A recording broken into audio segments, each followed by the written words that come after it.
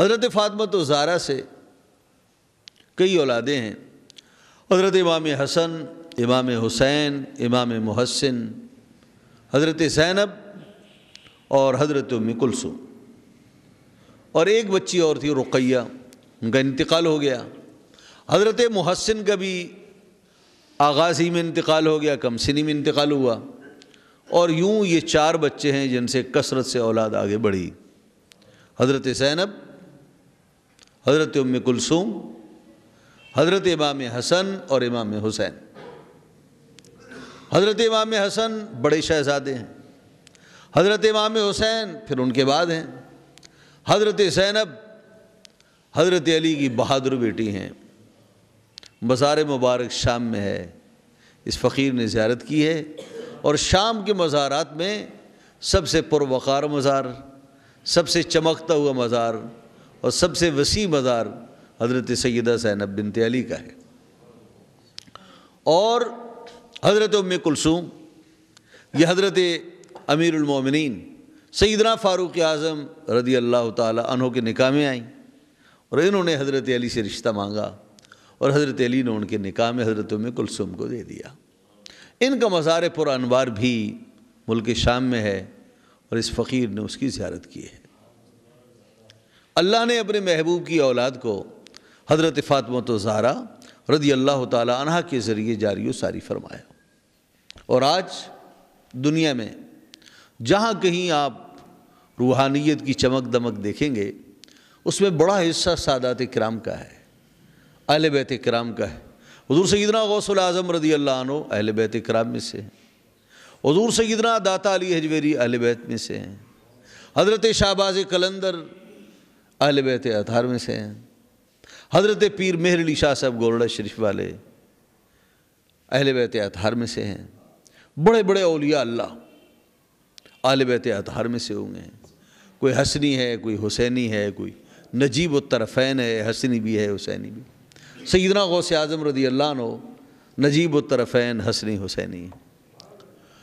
حضرت فاطمہ الزہرا رضی اللہ تعالیٰ عنہ اس کے باوجود کہ حضور صلی اللہ علیہ وسلم کی سب سے لاڈلی اولاد، سب سے پیاری اولاد، حضور کی آنکھوں کی ٹھنڈک ہیں، لیکن رسول اللہ صلی اللہ تعالیٰ علیہ وسلم نے اپنی بیٹی کو بھی ہمیشہ آخرت پر نظر رکھنے کا حکم دیا، اور آخرت کی تیاری کا حکم دیا۔ دنیا کی عیش و عشرت سے جیسے اللہ کے رسول صلی اللہ علیہ وسلم خود دور رہے، اپنی اولاد کو بھی دور رکھا اور دور رکھنے کا درس دیا۔ جب آپ کسی سفر پر روانہ ہوتے تو آپ اپنے اہل خانہ سے ملتے ملاتے سب سے آخر میں سیدہ فاطمہ الزہرا کے پاس آتے، اور جب سفر سے واپسی ہوتی تو سب سے پہلے اپنی لاڈلی بیٹی کے ہاں تشریف لاتے۔ حضور صلی اللہ علیہ وسلم ایک سفر میں آئے، تشریف لائے مدینہ طیبہ میں، تو حضرت سیدہ خاتون جنت نے اپنے والد ماجد، اپنے ابا جان علیہ الصلاۃ والسلام کی استقبال کی تیاریاں شروع کر دیں۔ کیا تیاری کی؟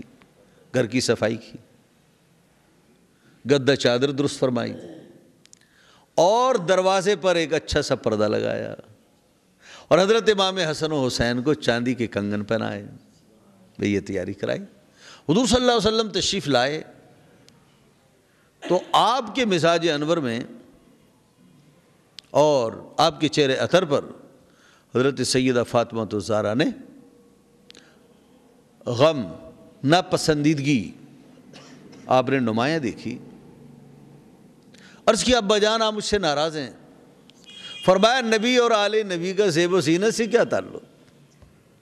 حضرت فاطمہ الزہرا اٹھی، پردے کو چاک فرمایا، دونوں شہزادوں کے کنگن نکال لیے، اور یہ دونوں شہزادے روتے ہوئے حضور کی گود میں بیٹھ گئے۔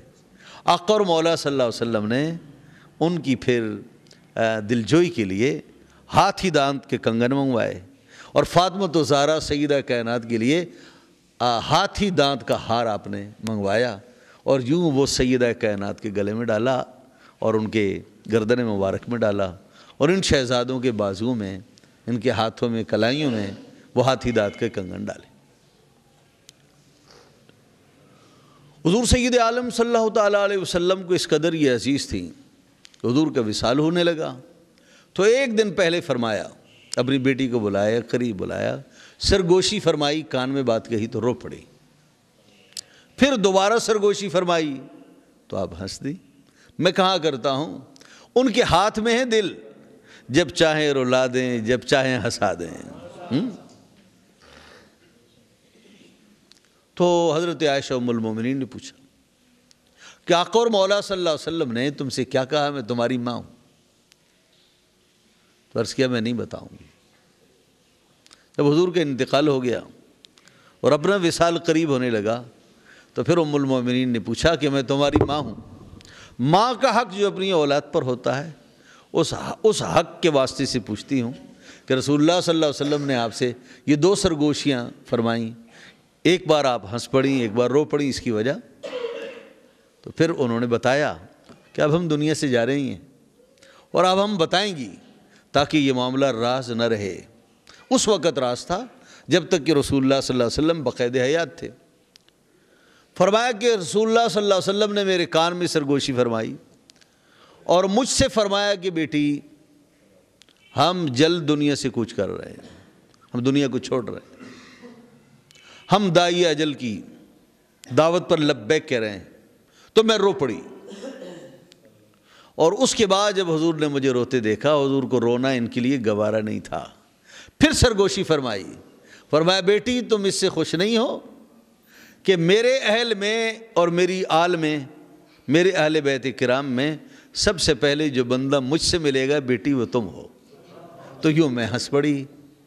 پہلے حضور صلی اللہ علیہ وسلم نے اپنے وصال کی خبر دی اور اس کے بعد میرے وصال کی خبر دی، جو میرے لیے انتہائی سعادت کی بات تھی کہ میں حضور صلی اللہ علیہ وسلم سے جلد ملاقات کرنے والی ہوں۔ رسول اللہ صلی اللہ علیہ وسلم کا وصال ہوا تو حضرت سیدہ کائنات فاطمہ الزہرا سے ہنسی چھین لی گئی، اور حضور کے وصال کے بعد کسی انسان نے، کسی عورت نے آپ کو ہنستا ہوا نہیں دیکھا، مسکراتا ہوا نہیں دیکھا۔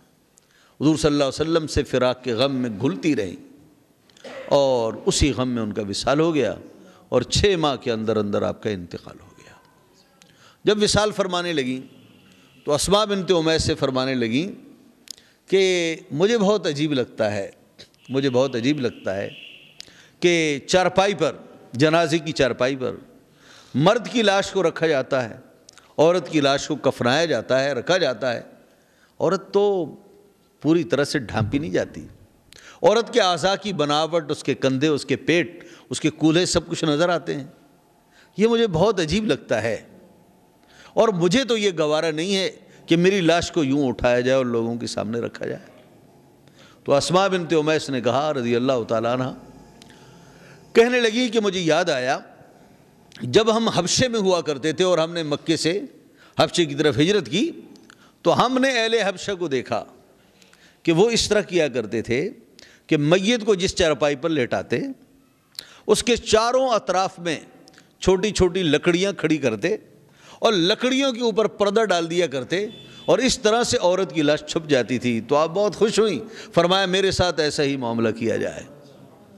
میں نے سیرت کی کتابوں میں پڑھا، علماء نے لکھا کہ آج جو ڈولیوں پر پردہ کیا جاتا ہے اور انہیں بلند بنایا جاتا ہے، جی یہ اس وقت کی رسم ہے، اور یہ سنت حضرت فاطمہ الزہرا سیدہ کائنات رضی اللہ تعالیٰ عنہ۔ آپ کو جنت البقیع میں دفن کیا گیا، آپ کو اپنے مکان میں دفن کیا گیا، آپ کو ریاض الجنہ میں دفن کیا گیا، یہ اللہ اور اس کا رسول جانتا ہے۔ معلوم ایسے ہوتا ہے کہ شاید آپ کا مزار پر انوار جنت البقیع میں ہے، اس لیے کہ اگر آپ کو گھر ہی میں دفنانا تھا، آپ کو ریاض الجنہ میں دفنانا تھا، تو آپ کو اپنی لاش سے متعلق اور بے پردگی سے متعلق فکر مند نہیں ہونا چاہیے تھا۔ یہ فکر اسے ہوگی کہ جسے گھر سے قبرستان کی طرف منتقل کیا جائے۔ ان قرائن سے معلوم ہوتا ہے کہ شاید آپ کی قبر مبارک اور آپ کا مزار پر انوار حضرت سیدنا امام حسن مجتبیٰ رضی اللہ تعالیٰ عنہ کے پہلو میں ہے، اور اس کی حقیقت کو اللہ اور اس کا رسول جانتا ہے۔